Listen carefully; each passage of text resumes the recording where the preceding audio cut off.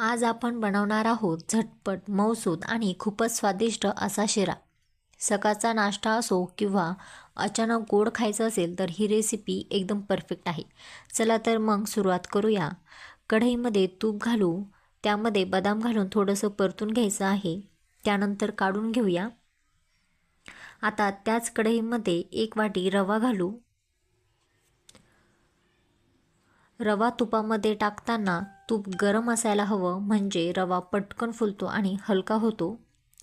जर आपण थंड तुपामध्ये रवा भाजायला घेतला तर तो पाहिजे तसा फुलणार नाही।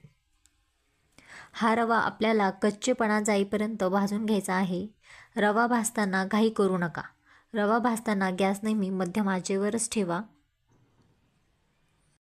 रवा सतत ढवळत राहा, नाहीतर रवा खालून काळा पडतो।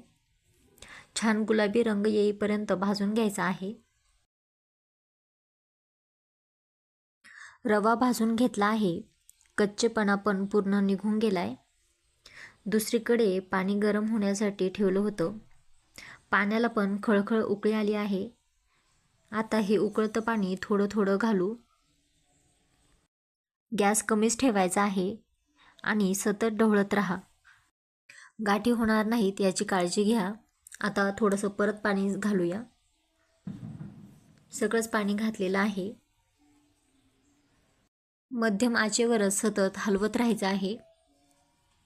सतत आपल्याला हलवत राहायचं आहे। जर गाठी झाल्या तर लगेच फोडून घ्या आणि सतत ढवळत राहा। रवा हळूहळू छान मऊ होत चाललाय। मऊसूत शिरा अगदी जिभेवर ठेवताच विरघळणारा असा शिरा आहे। तुम्ही ही रेसिपी नक्की करून बघा।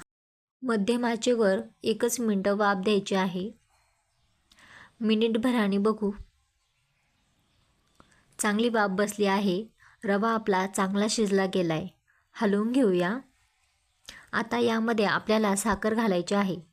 तर 1 वाटी रवासाठी 1 वाटी साखर घातली आहे, किंवा तुम्ही साखर आवडीप्रमाणे घेऊ शकता। गॅस कमीच ठेवूया आणि साखर या रव्यामध्ये चांगली मिक्स करून घ्यायची आहे। तर साखर आपल्याला रवा शिजल्यानंतरच मगच घालायची आहे, म्हणजे मग शिरा दाताला चिकटल्यासारखा वाटत नाही। मिनिटभरातच साखर चांगली विरघळली गेली आहे। आता पुन्हा एकदा मंद आचेवर अगदी मिनिटभर वाफ देऊन घेऊया।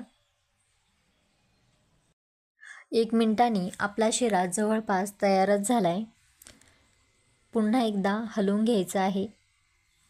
आता यामध्ये बदाम आणि अर्धा चमचा वेलची पावडर घालूया।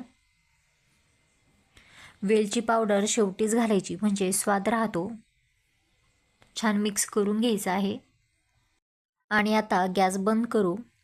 तयार झाला मऊसूत शिरा। अगदी जिभेवर ठेवताच विरघळणारा आपला गरमागरम शिरा तयार आहे। घरातल्या सगळ्यांना आवडणारा असा हा सोपा आणि झटपट गोड पदार्थ आहे। रेसिपी कशी वाटली ते खाली कमेंटमध्ये नक्की सांगा आणि व्हिडिओ आवडला असेल तर लाईक करा, शेअर करा आणि अशाच सोपी घरगुती रेसिपी पाहण्यासाठी आपल्या चॅनलला सबस्क्राईब नक्की करा। पुन्हा भेटूया एका नवीन रेसिपीसोबत। धन्यवाद।